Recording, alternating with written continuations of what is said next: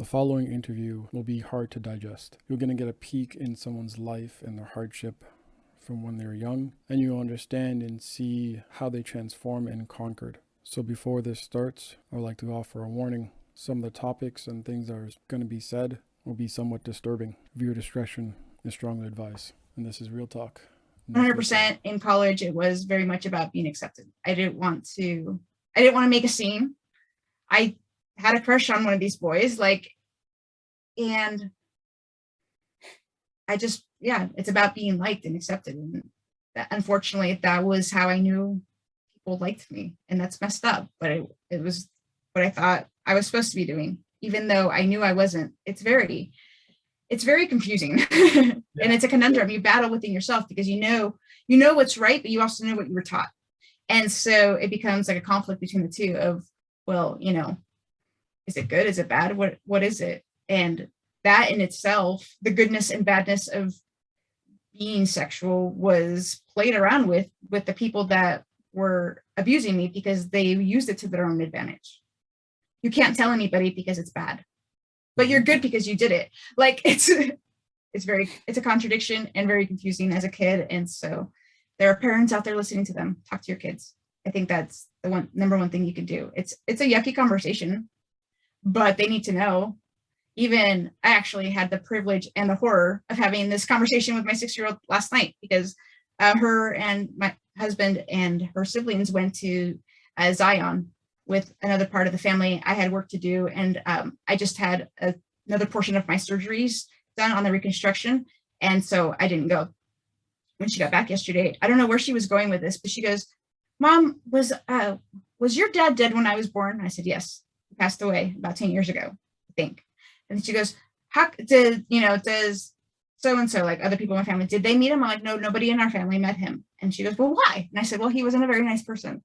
I said, "Well, actually, I think he became nice later, but when I was a kid, he wasn't a very nice person." And she goes, "What was the worst thing that your dad ever did?"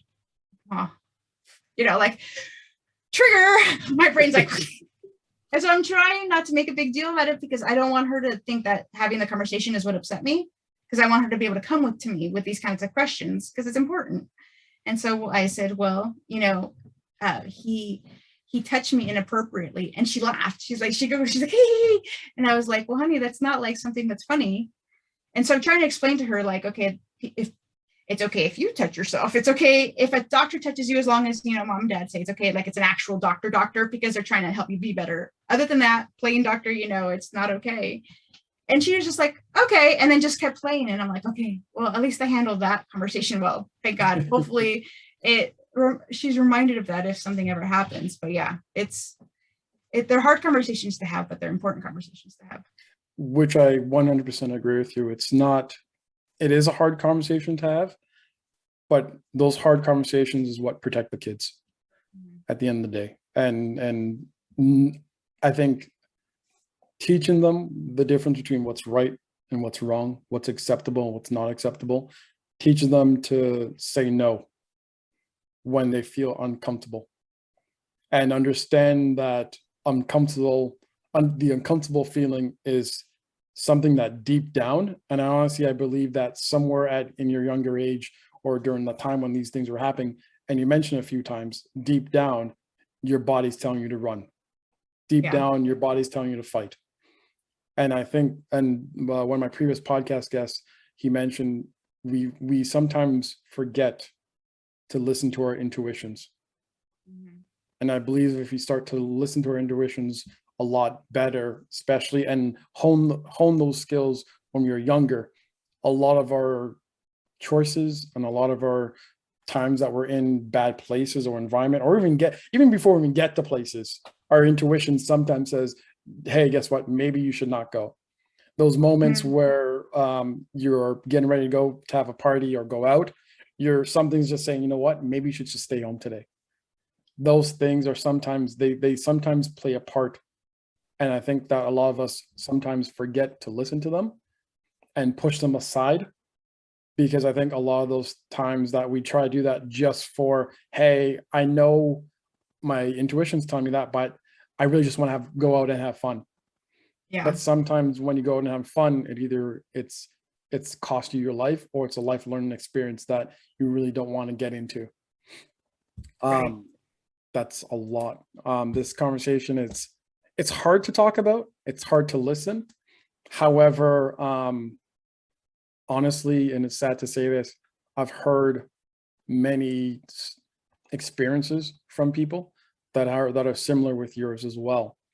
At one point, like when I first heard one of them, I was shocked to even hear it. That I could barely talk about it. I couldn't ask questions. I couldn't do anything right after that.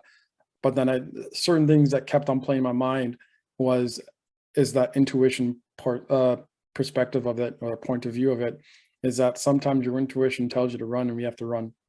You mentioned fear, and it's those things that says fear is sometimes the acronym of forget everything and run. And sometimes you just have to run, right? Just to save your life. Sometimes you have to run. Therefore, you could get into a place where you can analyze the situation, analyze and take that breath and understand that, hey, it's okay. I survived another day. I overcame an adversary that came up on me, and my body's telling me to run. You, like you mentioned, you have those moments where your body literally shakes. Yeah. And I believe that is your body at that point in time, whether it's 10, 15 years ago, that's what your body was trying to do. And now that you relive those moments and you're a little bit stronger now, your body's like, well, guess what? You choose to ignore those signs I want to give you back then. I'm going to give it to you right now. Absolutely. So we're going to shake for the hell of shaking, right? So 100%. It's funny that you mentioned the physical aspect of it, because not the first podcast that I did, but the second one, he said we ended up having to record in 2 different days, because as you can tell, my story is quite long and extensive and there's a lot to it. But the second day, he's like, well, I was telling my friend, and my friend said something like, how do you know she's telling the truth? He's like, I defended you. And I said, I 100% agree with your friend, because part of my healing was coming to grips with it and accepting that it was true, because so much of my life, I'm like, that didn't happen.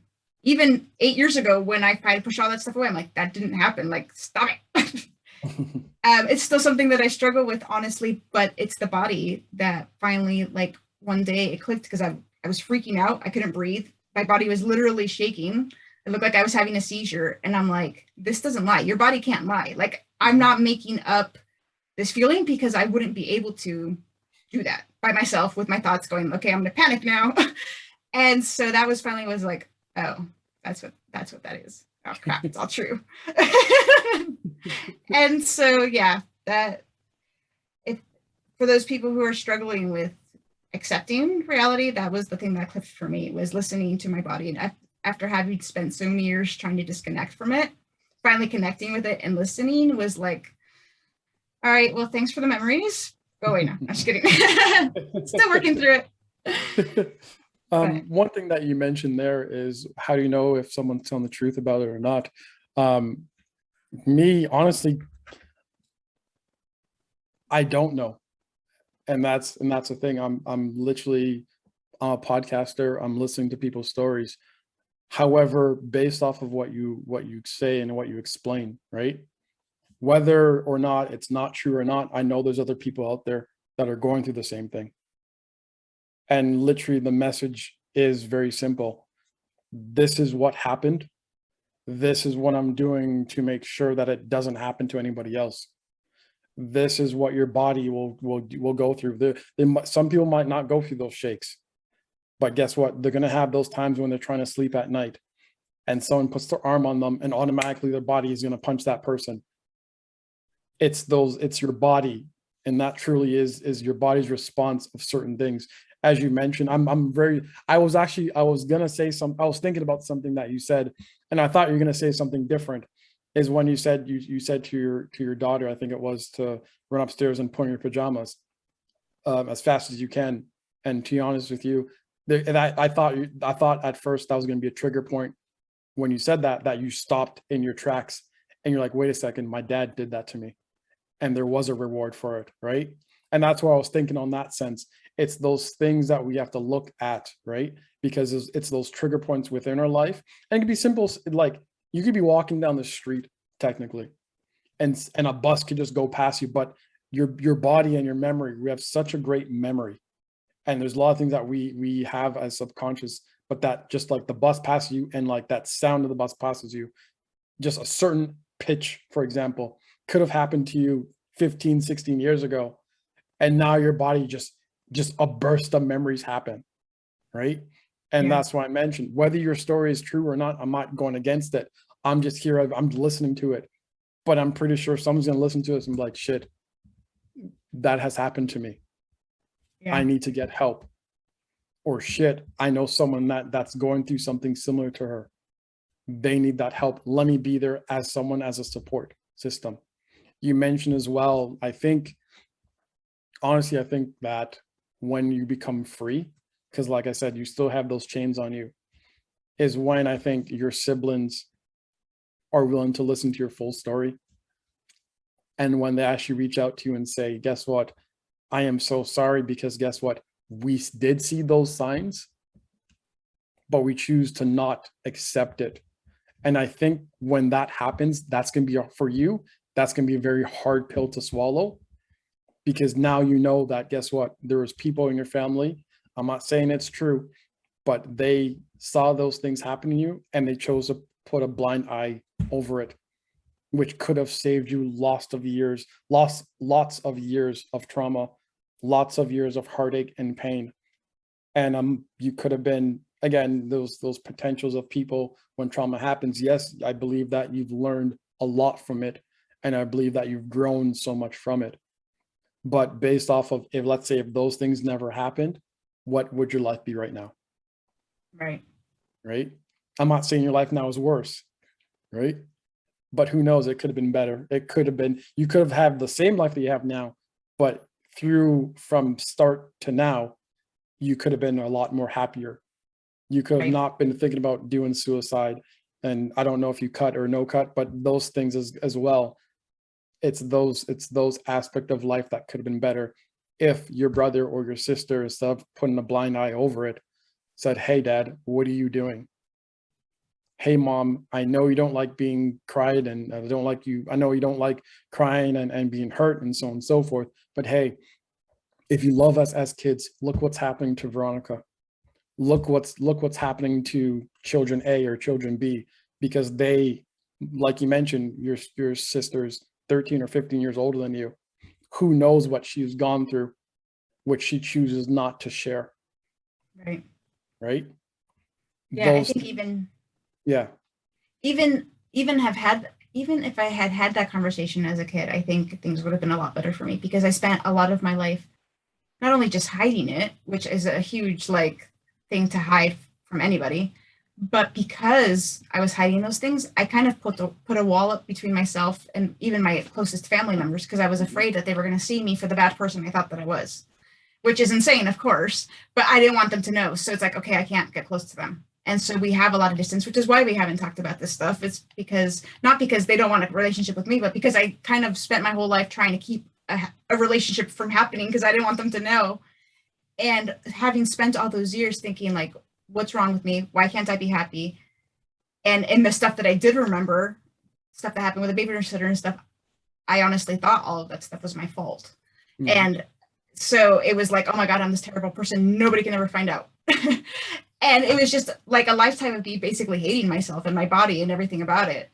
And so that was, I think, just that conversation of this is what happened, and them saying like, you're okay and you need help, which is why I said, that's what I would say to little me, is I think that would have made it easier to handle. Like, oh yeah, a bad thing did happen, but I'm okay still. Like, yeah. so yes, definitely. Conversation is good. And that's why I'm here. To be honest with you, I have nothing much to say after that. Veronica, anything else you want to add? Well, first, I want to thank you for having me on. It's difficult to talk about, but I'm glad to have the platform to speak about it. And only because I want everyone out there to know, like, if things have happened to you or your kids or somebody you know, I think the best thing to do is first, there's the whole acceptance, not acceptance of what happened, not accepting that it's okay, but acceptance of the person, not the perpetrator, but the victim, of that, they're still okay. Like, I'm still a good person. I'm still okay. And I think that's the very first thing that gets taken away from somebody who's abused, is that the abuser has to blame the other person because they can't be culpable. So at least that's how it was for me when I was a kid. The second reason I'm on here is to just let people know that, like, healing is possible. It's always going to be something that I carry with me. I think it's still an ongoing process, and I'm sure I'll still be like 70, 80 years old and I'll have a memory where I'll be like, oh crap, like I didn't even think about that. But it becomes less and less. So like I said, when I first started therapy, I'd go completely catatonic. I couldn't talk, speak, do anything, breathe. Now here I am having a conversation about it. So while it's difficult, clearly it's gotten better. That's all I can hope for everybody out there who might be suffering. That's lovely. Veronica, it's been a pleasure. And to be honest with you, I wish you the best of luck on your journey to recovery. Thank you. I appreciate that. And thank you again for having me on. I had a great time. Well, I had a good time. I had a good time having the conversation. I would say, hard conversation, but it's good to talk about it. And this is why it's called Real Talk, No Filter. I do not hold any punches back. Well, I appreciate that, actually. So awesome. Thank you so much for having me on. You're welcome.